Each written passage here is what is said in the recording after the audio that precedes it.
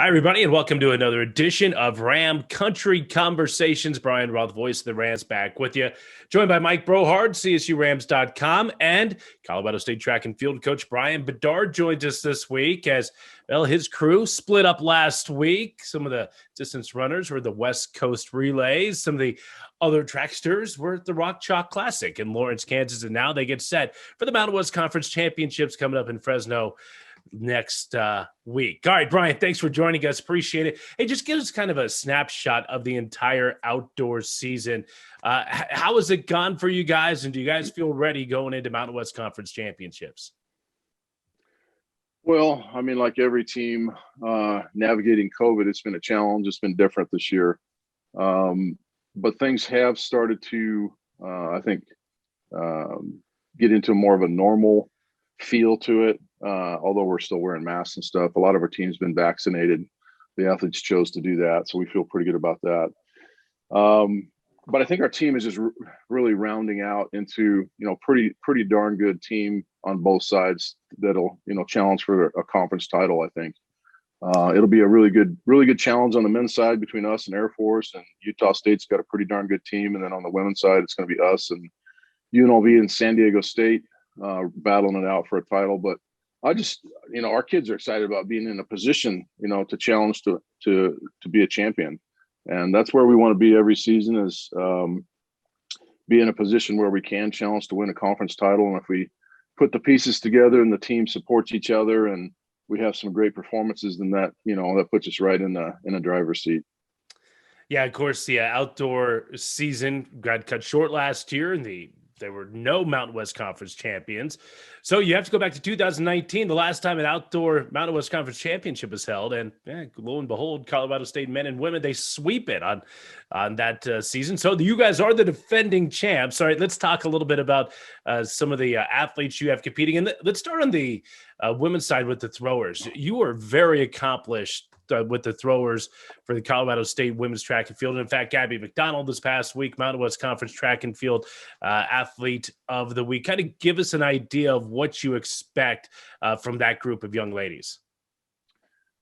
Well, we knew coming in, really talented group. We had two decide to come back for their COVID season because, Maria Muzio and Haley Showalter decided to take another season with us to challenge to win a conference title again. So, having some of those COVID seniors back, for lack of a better word, has really given us some depth and some veteran talent there that has made us a lot stronger this year. So we're thankful for that. Right. When you do look at this, it was a shortened season for you, kind of compacted. Did you have to alter the way you trained your team, considering, really indoor went into outdoor, and you had some kids that kind of focused more on the indoor, some that were focused on the outdoor? Did it alter your training schedule as a staff? Well, the indoor season was really the challenge because that season was very short. And then we had, COVID issues and athletes out and contact tracing and that whole thing. So, I mean, navigating that was the biggest challenge. It seems like when we hit the outdoor season, things normalized quite a bit.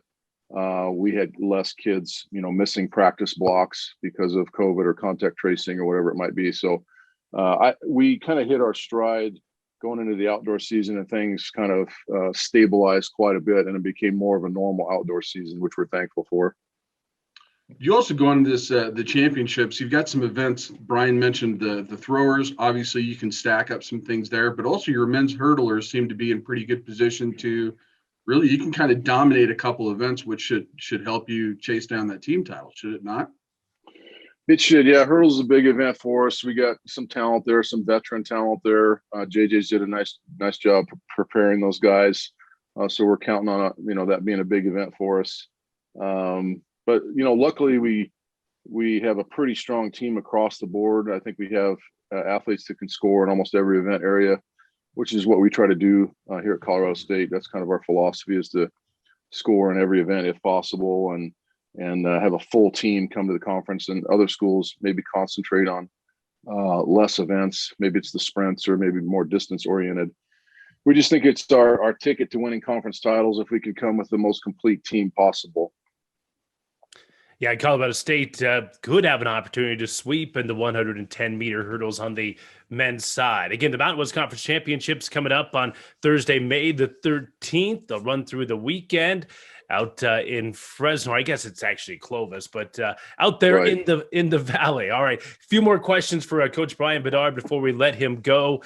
And tell us a little bit about the type of season, and really not just season, career that Lauren Gale has had at Colorado State. Certainly not over, but you know, she has been so good, in particular in that 400-meter sprint. Oh yeah, she's just a person you can count on when it comes to competition, and you wouldn't know it when you talk to her. I mean, mild mannered, super nice kid. You wouldn't know that she has the heart of a lion. You know, when she gets out there and competes, holy smokes, you know.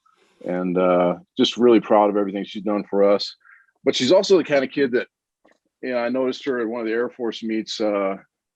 Eldridge, our pole vaulter, didn't have someone to carry his poles with him, and he takes way too many poles to meets anyway. But so he's got, you know, the poles up on his shoulder, and you know, Lauren Gale's hoisting the poles with him. That really does it for me. I mean, we really preach, you know, leadership and servant leadership, and that's what she's about. And she's not a super vocal leader, but man, she leads by example. The way she competes, the way she trains, she's just a rock every day in training. And then you know, helping clean up team camp, helping an athlete, you know, carry poles, moving training room equipment. I mean, that's what you want from your student athlete. I mean, I'm so proud of her. Right. Brian, you've got some, obviously some veterans that are coming back. Like Jermaine's going to defend a title. You know, Adam Dawson is, Lauren Gale is. But you also got a pretty exciting young crew, two classes really that have never competed at the outdoor championships. You got the Chasten siblings. You've got Bashara that's coming in, Jordan Lanning. Are you excited to see how they handle their first championships and what they can provide for this team? Yeah, I mean, on paper, a lot of them are freshmen in the outdoor championships, and it's their first outdoor meet. But they're very experienced. They're not going to act like freshmen. I think they'll handle it just fine. But yeah, it's a loaded crew on the young end. I am really excited. Yeah, we got Alam, you know, Fort Collins High School kid. He's really coming into his own. He's super excited about, you know, what he can do at the conference championship meet. It's a great place to jump. Jordan Lanning's really turned the corner in the multi-events and matured a lot as an athlete. So yeah, super excited about some of the young crew. The Chasten twins, I mean, the Chasten kids, I mean, fun to watch them in the steeple. And, you know, Tom went to his first time running the steeple this season on our home track. He crushed a big time there, and he's got a lot of potential. He's got, you know, their family history and everything. You got to be good, right? He went out to Fresno, and Art Seamers had a race plan for him, and he got excited and decided to really test himself and go out with some of the veteran BYU guys, and it cost him. But I appreciate the fact that he went for it. And I never want to discourage an athlete from going for it and testing out his limits. Now at a conference championship meet, I prefer he follow the race plan that Seamers puts out there for him. But I just love the fact that he's willing to test himself. Yeah, certainly bright future for Colorado State track and field, and well, that future comes up at the Mountain West Conference Championships next week. Brian, thanks so much. Appreciate you joining us here today. All right, thanks, Brian. Appreciate it. Yep. Thanks, Brian. Okay, that's Brian Bedard, and that'll do it for Mike Brohard and Coach Bedard. Brian Roth saying so long. Thanks for joining us on Ram Country Conversations.